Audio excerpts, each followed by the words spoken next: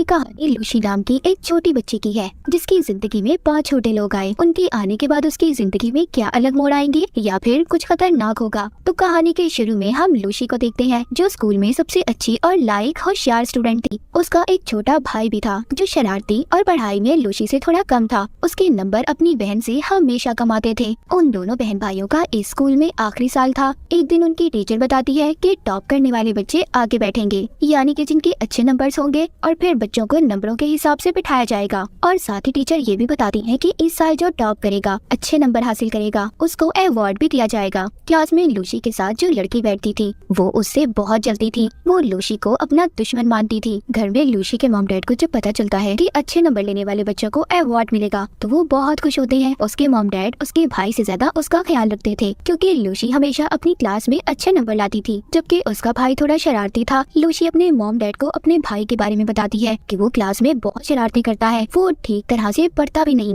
ये सुनकर लूसी के मॉम डैड उसके भाई को बहुत डांटते हैं। इसके बाद लूसी के डैड खाने के लिए टेबल पर टीन का बॉक्स भी रखते हैं, जिसमें खाने के लिए कुछ मीठा था। जब लूसी का भाई उठाने लगता है तो उसकी मॉम मना कर देती है, कहती है नहीं, ये तुम्हारे लिए नहीं है, ये तो मेरी बेटी के लिए है, और लूसी को दे देती है। रात को लूसी जब उस बॉक्स को खोलती है, मगर अचानक से वो पीछे हट जाती है। उसमें से तेज रोशनी बाहर आती है और उस टीन में से 5 छोटे छोटे लोग बाहर आते हैं और उसके बारे में पूछती है। जब वो ये देखती है कि इतने छोटे लोग बोल रहे हैं, वो हैरान हो जाती है और काफी ज्यादा खुश भी कि इतने छोटे छोटे लोग उससे बात कर रहे थे। पहले तो लूसी उनसे उनके बारे में पूछती है और फिर अपने बारे में बताती है। वो छोटे लोग बताते हैं कि हम तो हमेशा इसी टीन में रहते हैं। अभी इसी दौरान लूसी को उसकी मॉम आवाज देती है। पहले तो वो सोचती है कि इसके बारे में वो अपनी मॉम को बता दे, मगर फिर उसको ख्याल आता है कि उसकी मॉम ने कैसे उनके पेट पालतू जानवर घर से बाहर फेंक दिए थे, इसीलिए अब वो अपनी मॉम को कुछ भी ना बताने का फैसला करती है। लूसी उन छोटे लोगों का नाप लेकर उनके लिए कपड़े भी बनाती है, फिर उनके लिहाज से उन्हें नाम देती है। पहली लड़की का सपना एक आर्टिस्ट बनने का था, इसीलिए उसको आर्टिस्ट का नाम देती है। उसको पेंटिंग्स बनाने का बहुत शौक था। दूसरे लड़के का सपना एक बिजनेसमैन बनने का था। तीसरे को डॉक्टर, क्योंकि उसे पढ़ना बहुत पसंद था। और चौथे का नाम सोल्जर, वो एक सिपाही बनना चाहता था, उसे लोगों की हिफाजत करना अच्छा लगता था। और आखिरी वाली का सिंगर, क्योंकि उसे गाने का बहुत शौक था। उनके रहने के लिए लूसी एक छोटा सा घर भी बनाती है। लूसी जब सोने वाली थी तभी जो डॉक्टर था वो उससे कहता है, मुझे पढ़ने का बहुत शौक है और मैं स्कूल भी जाना चाहता हूँ, जिस पर लूसी मान जाती है और कहती है ठीक है, कल सुबह तुम मेरे साथ स्कूल चलना। अगले दिन वो डॉक्टर को अपने बालों में छुपाकर स्कूल ले जाती है। वहाँ पर उसकी मुलाकात उसी चालाक लड़की से होती है जो उसकी दुश्मन थी और उससे जलती भी थी। वो लूसी को बताती है कि तुम्हारे भाई ने आज फिर क्लास नहीं ली, जिस पर वो कहती है तो मैं क्या कर सकती हूँ। चालाक लड़की कहती है ठीक है, तो मैं टीचर को जाकर सारी बात बता दूंगी, क्योंकि वो हर बात टीचर को जाकर बता देती थी। ये कह ले कि वो शिकायती थी। तभी वहाँ पर एक लड़का लूसी का हाथ पकड़ लेता है और कहता है तुम अपने भाई को हमेशा क्यों फंसाती रहती हो। तभी वो डॉक्टर, जो लूसी के बालों में छुपा हुआ था, वो उस लड़के की पॉकेट जेब में जाकर उसकी पेंटी खोल देता है, जिससे बेचारे की सबके सामने बेइज्जती हो जाती है। सब बच्चे उस पर हंस रहे थे। हम देखते हैं उधर घर में लूसी का भाई अपने डॉग के साथ उसके कमरे में जाता है, जहाँ पर उसका डॉग छोटे लोगों के घर को मुंह में लेकर हिलाता है। सब बेचारे परेशान हो गए थे। सभी छोटे लोग हिल रहे थे। उन्हें तो ऐसा लग रहा था जैसे कोई जलजला आ गया हो। तभी उनमें जो सोल्जर था वो हथियार से डॉग को मारता है, जिससे वो जख्मी हो गया था और उस डॉग की नाक पर से खून आने लगता है। लूसी का भाई जब ये देखता है तो वो उसके लिए दवाई ढूंढने लगता है। तभी उसकी मॉम आवाजों से अंदर जाने वाली थी, क्योंकि लूसी के भाई ने भी अपने डॉग को मॉम से छुपा के रखा हुआ था।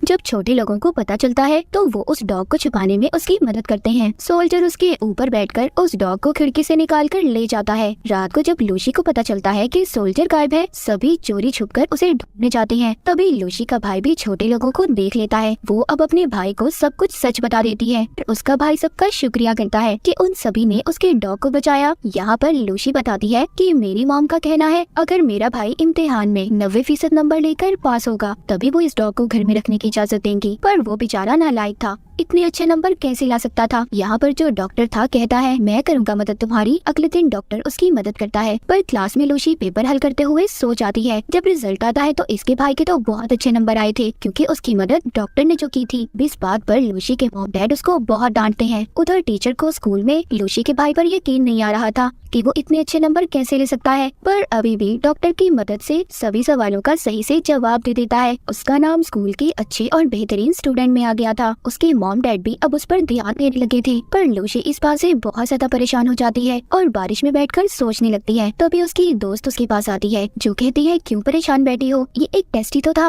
और ये टेस्ट हमारे आने वाले वक्त को नहीं तय कर सकता और टेंशन मत लो, सब ठीक हो जाएगा। जिसके बाद उसकी दोस्त उसको एक तस्वीर देती है जो लूसी की थी और उसकी दोस्त ने ही बनाई थी। वो तस्वीर जाकर लूसी छोटे लोगों को दिखाती है और कहती है, मेरी दोस्त बेहतरीन आर्टिस्ट है, वो बहुत अच्छी पेंटिंग बनाती है, पर टीचर उसको मुकाबले में कभी भी नहीं जाने देंगी क्योंकि उसके नंबर टेस्ट में हमेशा कम आते हैं। ये सुनकर छोटे लोगों को बहुत गुस्सा आता है और सभी मिलकर टीचर का ऑफिस तोड़ने का प्लान करते हैं ताकि वो पेंटिंग्स की चीजों को चुरा सके। अगले दिन सभी छोटे लोग टीचर के ऑफिस में जाकर कलर्स को ढूंढ लेते हैं और सभी उन्हें लेकर बाहर तो आ गए थे। जो आर्टिस्ट थी वो वहीं पर रह गई थी, पर खुशकिस्मती से टीचर को कोई और बुला लेता है और वो भी बच जाती है। लूसी वो कलर अपनी दोस्त को देती है ताकि वो मुकाबले में हिस्सा ले सके। उसकी दोस्त आर्टिस्ट के साथ मिलकर पेंटिंग बनाती है। जब स्कूल में पेंटिंग बनाने का मुकाबला होता है तो वहाँ पर कम नंबर वाले बच्चों का आना मना था, पर लूसी अपनी दोस्त की बनी हुई ड्राइंग सब मेहमानों को दिखाती है और सबसे अलग अलग जुबान में बात भी करती है। सबको बहुत अच्छा लगता है, पर लूसी ऐसे शो के दरमियान में आ गई थी, इसीलिए बेचारी को सजा दी जाती है कि उसने शो को खराब किया। उसको ये सजा मिली थी कि वो पूरे ग्राउंड की सफाई करेगी। वहाँ पर और भी बच्चे उसकी मदद के लिए आ गए थे जो सभी उसके दोस्त थे। तभी उधर स्पीकर में ऐलान किया जाता है कि जिन बच्चों के कम नंबर आएंगे वो किसी भी मुकाबले में हिस्सा नहीं लेगा। सभी छोटे लोग जब ये सुनते हैं कि ऐसा होने वाला है, वो ये फैसला करते हैं कि जो भी बेचारे पढ़ाई में कमजोर हैं, ये उनकी मदद करेंगे। लूसी अब सभी दोस्तों को उन छोटे लोगों से मिलवाती है। वो ये प्लान बनाती है कि टेस्ट में ये उनकी मदद करेंगे। अब टेस्ट देने का दिन आ जाता है, मगर उन लोगों का प्लान यहाँ पर खराब होता है जब टीचर सब बच्चों को जगह बदलने का कहती है। ये कहानी वैसे सबके बचपन की है, लेकिन खैर फिर भी जैसे तैसे करके वो सब बच्चों की मदद करते हैं और उनको पास करवा ही देते हैं। पास ऐसा वैसा सब बच्चों के बहुत अच्छे नंबर आते हैं, पर टीचर को उन सब का पता चल गया था कि सब नकल से पास हुए हैं। ये सब कुछ टीचर को उस चालाक लड़की ने बताया था जो लूसी से जलती थी क्योंकि उसे नकल वाले कागज क्लास में से मिले थे। अब उन सब बच्चों को प्रिंसिपल के ऑफिस में बुलाया जाता है।